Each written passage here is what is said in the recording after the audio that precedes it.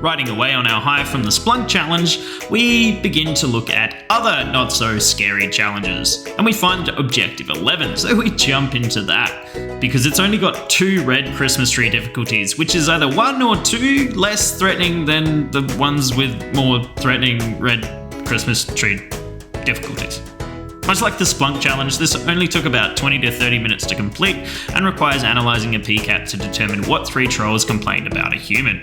We know that the human accessed the network with a non-compliant host, but that's about it. After opening the PCAP in a VM and looking at it through Wireshark, we first start off to filter any requests that only have HTTP in them and that are post requests, because this is a pretty good place to start and it gets rid of all of the TCP noise. From here we spend some time trying to set up our columns so we could actually see the values being posted to this web form. That way we don't need to go into every single packet to actually read the streams. After getting this to work, we really wanted to find out what in the post request would indicate who the human is. In hindsight, there's a lot staring us right in the face here. First off, the trolls all have a troll ID and a single name. The anomaly here is Muffy von Duchess Sebastian, who doesn't. Secondly, Muffy is actually complaining about the trolls and their stay, which is a good sign this is the human. I originally tried to export this as a CSV and filter wherever someone said the word human. But in hindsight, this was counterintuitive given that these are all post requests to a complaint system and the human wouldn't really be complaining about themselves. Honestly, logic is difficult. I tried a pretty long shot and did a wildcard for anyone saying the word complain, which naturally wasn't the right answer either. After realizing this was a dead end, I took a look more into the mention of this non-compliant host. I originally wondered if this would be reflected in the host field, but later realized that this wasn't the case because the host is given from the server name and not taken from the client.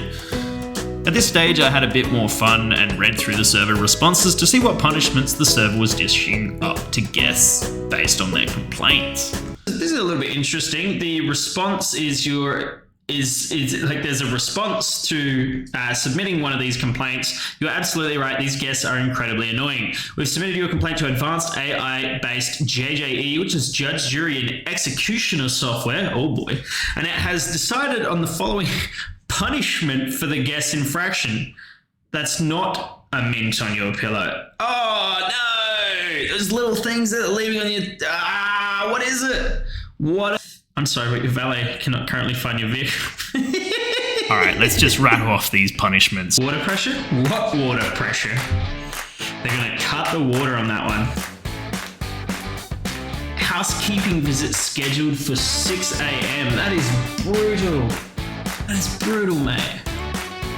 Sometimes people get stuck in the elevator, just saying. His television has been locked on and tuned to show reruns of The Bachelorette 24 hours a day. This just has an error. This one just has an error with the output. Why does that one have an error? Just a flat out error. We have activated the drip-o-matic function of her bathroom sink. It will drip loudly all night long. Savage. We've locked their television to only show reruns of Dr. Phil's... of Dr. Phil saying things like, I don't know how flat you make a pancake, but it still has 2 sides. I don't know how flat you make a pancake, it still has 2 sides. Coming up next, we teach you how to get your life back on track. We will add 7 random minibar changes to their build. Explosive toilet malfunction. Chat, what are you doing? Well, housekeeping will be instructed to accidentally leave a tuna sandwich inside his room's heater. Far out. They're evil. We'll replace her bed sheets with ones that are suspicious. I'm not going to touch that with the 40-foot pole. Super slow Wi-Fi! Yeah, don't worry. I'm from Australia. I understand that. We've scheduled an accidental 4 a.m. wake up call. God, you're just getting brutal. You're just getting worse here. Error.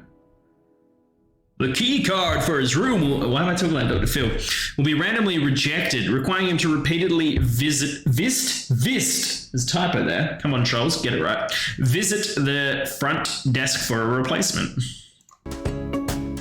Once I got back on track, I realized that from a PCAP, the most obvious way someone would identify a non-compliant host without looking through TCP streams is to see if there's an anomalous user agent. Adding this column in, I did see 3 requests which didn't use Frosty Fox as the browser and include a reference to Cranberry Pi. In addition, it was using Windows instead of Linux as an operating system, so this seemed to be the one that stood out. As soon as I saw the name, the light bulb went off. And this is, of course, it makes so much sense for a non-compliant thing, right? Because the guest info is room 1024 here. Now, that means we need to look for anyone that's complaining about room 1024. It's like, I don't know, there were several of them. You fool. The person submitting this isn't, it's meant to be a troll ID that's complaining, not the user complaining about the trolls. Otherwise, they would know their troll ID, right? Oh, silly. See how easy it was for this to be an oversight? So I've never in my life been in a facility with such horrible staff. They're rude, insulting. What kind of place is this? My lawyer will be talking directly to Mr. Frost. See how we skimmed over that so much earlier? So room 1024 is this particular guest's room. Once we have this information, we look for anyone complaining about room 1024 using our exported CSV file. I had an issue putting in the G instead of a Q as the answer for Yark, because I thought it was Yaga, and just, I guess, troll names are difficult. But at this point, we do solve the challenge, and we are good with our 2 Christmas tree challenge.